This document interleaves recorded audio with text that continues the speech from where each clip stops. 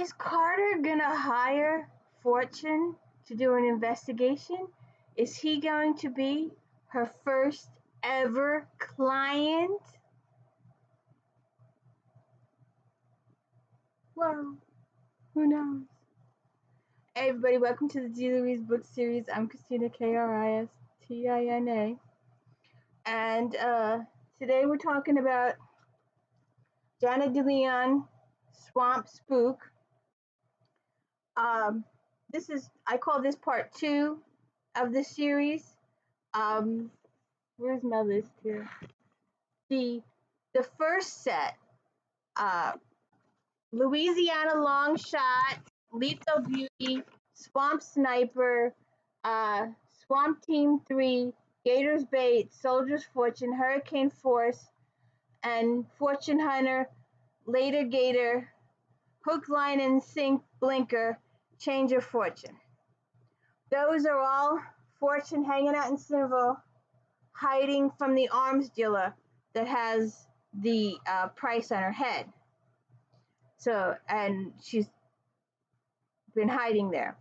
And now that the arms dealer has been taken care of, we're starting part 2 of Fortune's life in Sinful. She's got her 2 best friends, Ida Bell and Gertie. Ida Bell is president of the Sinful Ladies. They have Sinful cough syrup, which is actually moonshine. Their major enemy is Celia Arsenault. She is president of God's Wives. Their main job in life is to get rid of the Sinful Ladies. They have a severe arch rival going on. Just a second. So they have a rivalry going. Carter is the deputy sheriff. He's also Fortune's boyfriend. Walter owns the general store, and he's also Ida Bell's sort of love interest, who they tease about all the time. Gertie needs glasses, but refuses to admit she needs glasses, so they're forever getting in things that happen because Gertie can't see. And then there's the sheriff, who's really old, who I really think needs to step down so Carter can step up and they can add some more employees. And now that this part 2 has started, did I write it down? Let's see. They're starting their new. How could I not write it down? Oh, no. I could have sworn I wrote it down.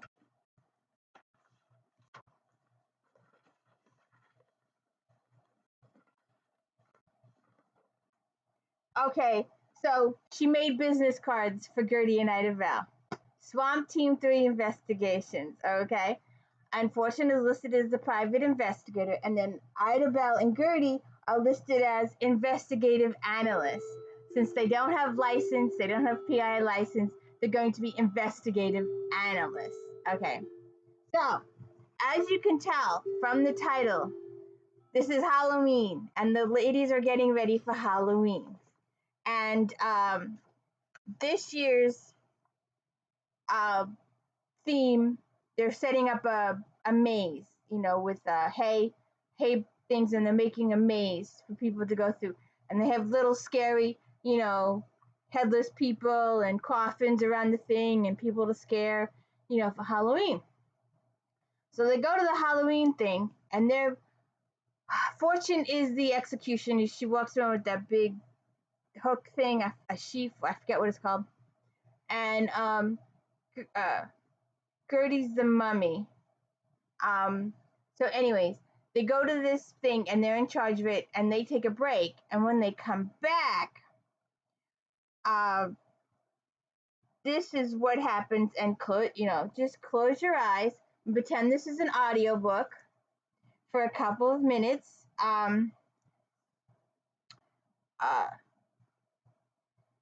Carter is not running the festival, Celia said as she looked at the body and frowned.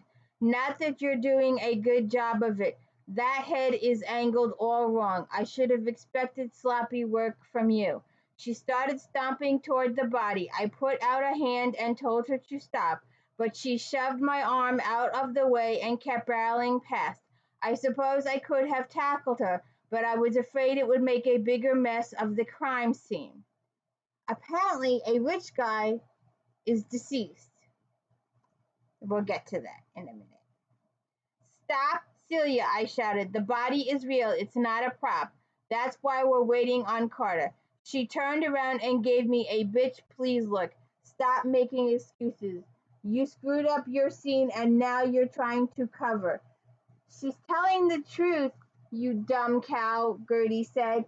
I took a step toward her, intending to pull her away, but it was too late. She reached down and clutched the side of the head and pulled. Okay, my version of the head. um, I she's telling the truth, you dumb cow, Gertie said. I took a step toward her, intending to pull her away, but it was too late. She reached down and clutched the side of the head and pulled. And darn if the thing didn't come off. It must have removed from the body and then placed back on again. But it hadn't been secured all that well. Of course that might have been on purpose. How was I supposed to know how crazy killers thought? Ida Bell, Gertie, and I froze, staring silently as Celia turned around, a triumphant look on her face. Don't worry, she said. I'll fix everything. You do everything you do wrong in this town, I usually do. Celia, I said, trying to remain calm, I need you to put the head down and step away. You're contaminating a crime scene. You think you can fool me with that? Celia said, trying to scare me is juvenile, even for you. She's telling the truth, Ida Bell said. You're holding a real human head. Jesus, look at it, as if you don't believe us. Oh. Celia stared at us for a second, and something about our demeanor must have caused her to reconsider. She looked down at the head and slowly turned it around. The face staring up at her was covered with white makeup with a black pattern drawn on it, its tongue hanging out all the way to its chin. But there was no doubt it was real. The severed neck and the surrounding muscle and tissue were simply too good for a prop. The dumbfounded look shifted to her, and Celia let out a shriek that probably heard in Canada. Then she pitched the head right at Gertie. Reflex caused Gertie to catch the head. Catch! But it only took her a second to realize before she pitched it back to Celia. It hit her square in the chest, and her hands voluntarily clasped around it. She took one look at it, her eyes rolled back in her head, and she dropped like a stone. You killed her! Celia's cousin Dorothy yelled behind us. I turned around and saw her pointing at me. I didn't even touch her, I said. You're CIA, Dorothy said. I know all about those goat mind tricks you people did. Are you equating Celia to a goat? Gertie asked. Because that's rather insulting to goats. You gotta read it. You gotta read it. So apparently this guy was dead several days ago, and apparently, quote unquote, died of natural causes. But when they go to investigate, they discover that his body was stolen from the morgue after he was deceased, his head chopped off, and at some point, Gertie was the mummy and she was in the coffin, and he must have. It's determined later on. I'll spoil alert that there was a little false bottom in the coffin, so that's where the body was.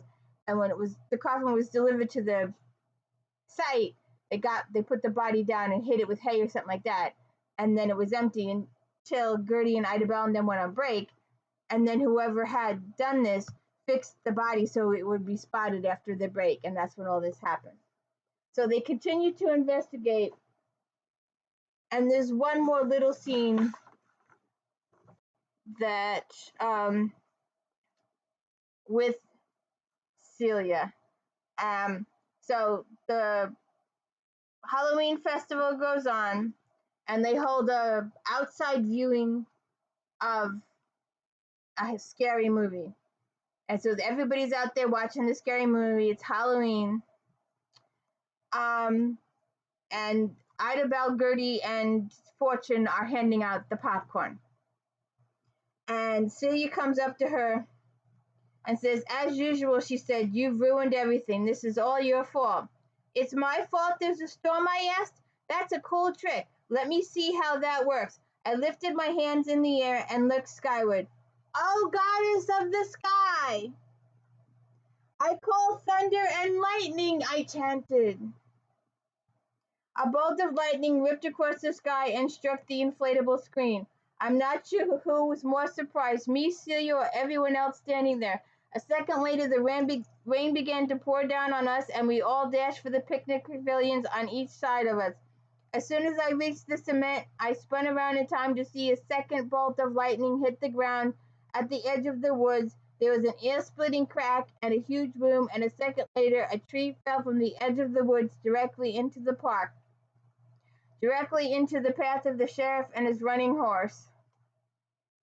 If you want to know what happens with the horse, if you want to know what happens with Celia and uh, Fortune, Gertie, and Ida Bell in their investigation and what they discover and all the false identities they discover, and whether this witch doctor was murdered, which seems likely since his body was stolen 2 days after from the morgue, you'll have to read the book, and it's a really good book. It's a really funny book. It's an enjoyable read, and please give the D. Louise Book Series channel some thumbs up and likes up. My analytics are falling, and no one is watching me, so we're doing this for Chrissy. So please like and subscribe to the channel. Thank you. And Jana DeLeon, Swamp Spook, Story of the Headless Horseman. Thank you.